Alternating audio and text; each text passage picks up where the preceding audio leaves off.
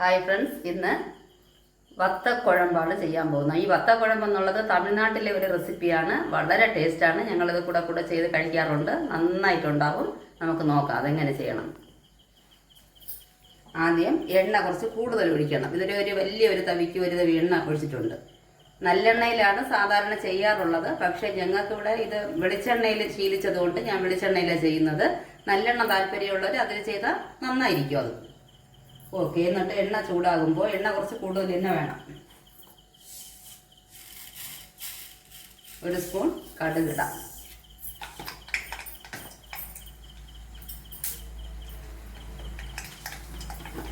കുറച്ച് ഒരു 1/4 സ്പൂണും വേണ്ട, 5-6 ഉലുവ.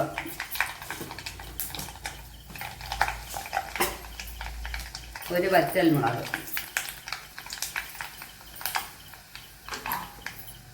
എന്നിട്ട് ചെറിയ ഉള്ളി, ഇതൊരു 10-20 ഉള്ളി അരിഞ്ഞിട്ടുണ്ട്. വട്ടം വെച്ച് അരിഞ്ഞതാണ് ചെറിയ ഉള്ളി. ഇത് ഒരു 15 അല്ലി വെളുത്തുള്ളി നന്നായിട്ട് ഇടിച്ചു വെച്ചിട്ടുണ്ട്. അതും കൂടെ ഇടുക.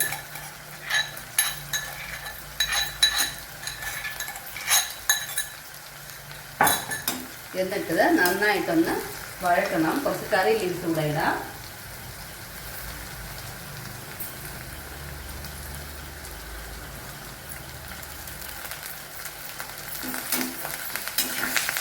നന്നായിട്ട് വഴണ്ട് വരട്ടെ.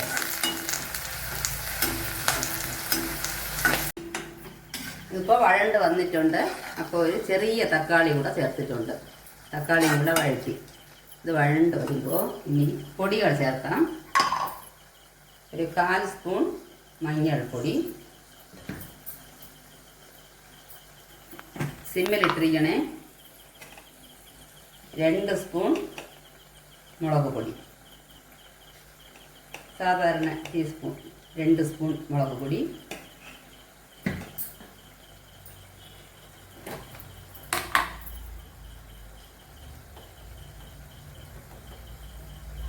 ഒരു 3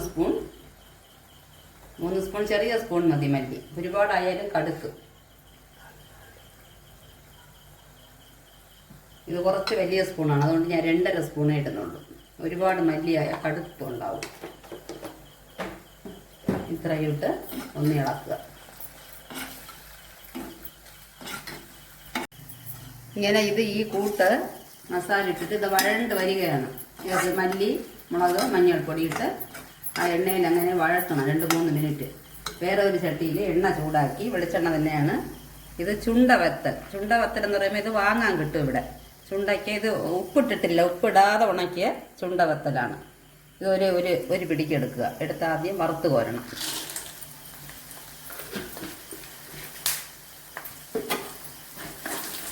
കുറച്ചെണ്ണ മതിയാവും.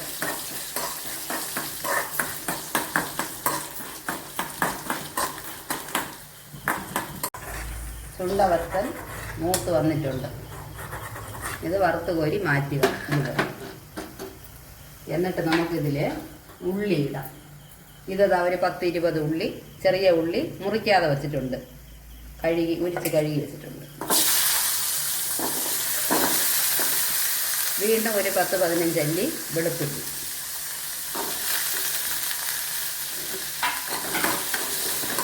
ഇനി കുറച്ച് വഴണ്ട് വരണം. ഈ പ്രോസസ് ഇങ്ങനെയൊക്കെ ചെയ്യുന്നത്, ഈ കറി 2-3 ദിവസം ഇരുന്നാലും ഒന്നും ചെയ്യില്ല. ദൂരയാത്രയൊക്കെ പോകുമ്പോൾ ഉണ്ടാക്കി കൊണ്ടുപോയാൽ ദോശ കഴിക്കാം, ചപ്പാത്തി കഴിക്കാം, ചോറ് കഴിക്കാം, എല്ലാത്തിനും കൊള്ളാം. ഇത് കണ്ടോ, നല്ലതായിട്ട് മൂത്ത് എണ്ണ പിരിഞ്ഞു വന്നിട്ടുണ്ട്. അപ്പോഴത്തേക്കും വെള്ളം ഒഴിക്കുക.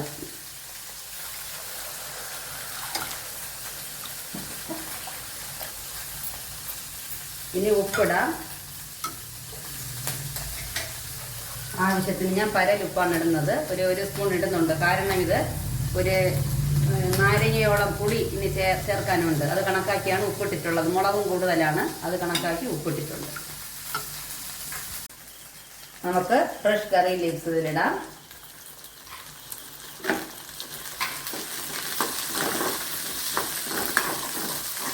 ഒന്ന് വഴണ്ട് വന്നിട്ടുണ്ട്. അപ്പോഴത്തേക്കും ഈ തിളയ്ക്കുന്ന ഈ കൂട്ടിൽ ഇതിനെ ചേർക്കുക.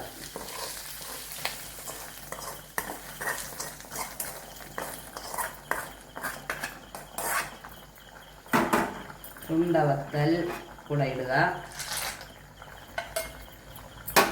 ഇത് ഒരു ചെറുനാരങ്ങയോളം അളവ് പുളി ഞാനൊരു 1.5 കപ്പ് വെള്ളത്തിൽ നല്ലതായിട്ട് പിഴിഞ്ഞു വച്ചിട്ടുണ്ട്. അതിനെ ഒഴിക്കാം.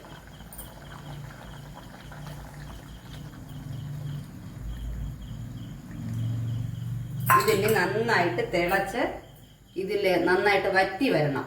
ഒരുപാട് വറ്റണ്ട, നമുക്ക് ഏത് കൺസിസ്റ്റൻസിയിൽ വേണോ ആ രീതിക്കൊന്നും ഇത് വെന്ത് വറ്റി. ഇപ്പം നല്ല ഇതാ ഇങ്ങനെ കുറച്ച് ലൂസായിട്ടാണ് ഇരിക്കുന്നത്. ഒരു 10 മിനിറ്റ് തിളയ്ക്കുമ്പോൾ ഇത് നല്ലൊരു പരുവത്തിലേക്ക് വറ്റി വരും. ഇതാ കണ്ടോ, നന്നായിട്ട് തിളച്ച് 10-20 മിനിറ്റ് ആയപ്പോൾ ഇത് നല്ല വറ്റി ഇത് നന്നായിട്ട് കുഴമ്പായിട്ടുണ്ട്. എന്നിട്ട് ലാസ്റ്റിൽ ഇതാ ഒരു ചെറിയ കഷ്ണം ശർക്കര ഇതിലിടുക. തീരെ അത് ഇഷ്ടമില്ല, മധുരം ഒട്ടും വേണ്ട എന്നുള്ളവർ ചേർക്കണ്ട, ഓപ്ഷണലാണ്. ഇട്ടാൽ നന്നായിട്ടുണ്ടാവും, അടിപൊളി ടേസ്റ്റ് ആയിരിക്കും. 2-3 ദിവസം ഇത് പുറത്തിരുന്നാലും കേടാകാതെ നമുക്ക് സൂക്ഷിക്കാം. രാത്രി ആകുമ്പോൾ ഒന്നെടുത്ത് ചൂടാക്കി വെച്ചാൽ മതി. ഇന്ന് കഴിക്കുന്നതിനേക്കാളും നാളെ കഴിക്കാൻ ഇന്ന് നന്നായിട്ടുണ്ടാവും. ഓക്കെ, ഇങ്ങനെ വത്തക്കുഴമ്പ് എല്ലാവരും ഒന്ന് ട്രൈ ചെയ്ത് നോക്കുക. Okay, thanks.